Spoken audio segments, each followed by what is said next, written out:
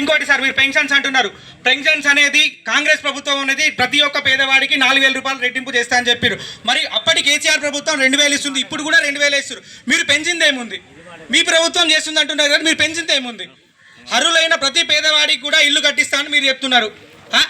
అడిగి ఏంది, డైలీ కూలీవై చేసుకుంటేనే వాళ్ళ ఇల్లు గడుస్తుంది. అలాంటి వారికి ఇల్లు వస్తున్నది, వాళ్ళు ఎట్లా కట్టుకుంటారు సార్? మీరు ప్రతి 14 క్యాన్సిల్ అయిందని చెప్తున్నారు.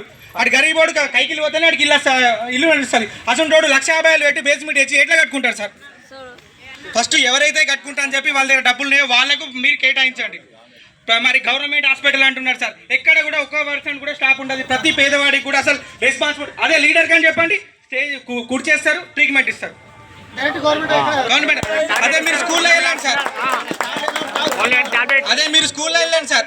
ఇప్పుడు మీరు విద్యా వైద్యం మీద స్పెషల్ ఫోకస్ పెడుతున్నారు. విద్యార్థులకు కూడా అల్పాహారం అనేది కేటాయిస్తా అంటున్నారు. మీరు గవర్నమెంట్ స్కూల్కి వెళ్ళండి, ఒక్కరికి కూడా ఒక బుక్ చదివస్తుంది అని చెప్పండి. మీరు ఇంత డబ్బులు పెడుతున్నారు. గవర్నమెంట్ స్కూల్లో స్టాఫ్ లేదు సరిగ్గా. కలెక్టర్ వచ్చి, అప్పటి కలెక్టర్ వరుణ్ రెడ్డి గారు వచ్చి స్కూల్లో స్ట్రిక్ట్ వార్నింగ్ ఇస్తే కూడా ఇప్పటికి కూడా మారలేదు. విద్యా వ్యవస్థనే మారినప్పుడు మీ గవర్నమెంట్ ఎందుకు సార్? మీరు అధికారులు దేనికి? ఒక్కసారి మీరు గవర్నమెంట్లో విజిట్ చేయండి. మళ్ళీ బీసీ హాస్టల్ ఇక్కడ ఉంది, బీసీ హాస్టల్ ఉంది. బీసీ హాస్టల్లో ఎన్నో సమస్యలు ఉన్నాయి. అక్కడ డ్రైనేజ్ వ్యవస్థ లేదు, పిల్లలకు బాత్రూమ్ కానీ మురికాళ్ళు ఉంటే కొత్త స్మెల్ వస్తుంది. అక్కడ వెళ్ళి మీరు చూడండి. మీరు ప్రజాపాలన అని చెప్పేసి మీకు లబ్ధిదారుల గురించి ఒక 10 మందినే తీసుకుంటున్నారు. కానీ బాసర్లో 7,000 ఓటర్స్ ఉన్నారు సార్. 24 ఇల్లు శాంక్షన్. ఎవరికి వస్తాయి 24 ఇల్లు?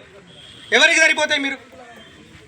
మీరొక్కరు మీ అధికారం కోసం మీకోసము ఏదో 2 ఫోటోలు కొట్టుకొని ప్రజాపాలన చేస్తుంది. ప్రజల సమస్యలు వింటేనే ప్రజాపాలన. గ్రామసభ దేనికోసం వింటూ ప్రజల సమస్యలు విని మీ వాళ్ళ అభిప్రాయాలు సేకరిస్తేనే ప్రజాపాలన అంటారు.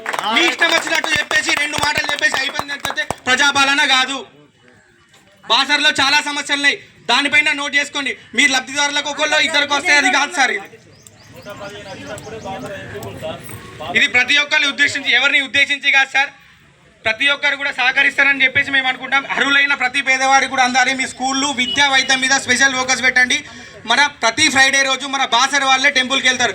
ఇక్కడ నుంచి అక్కడ వరకు కూడా ఒక్క స్ట్రీట్ లైట్ లేదు. లేడీస్ వెళ్తారు నైట్ టైంలో. ఒక్క లైటింగ్ అనేదే లేదు సార్, లైటింగ్ వ్యవస్థనే లేదు.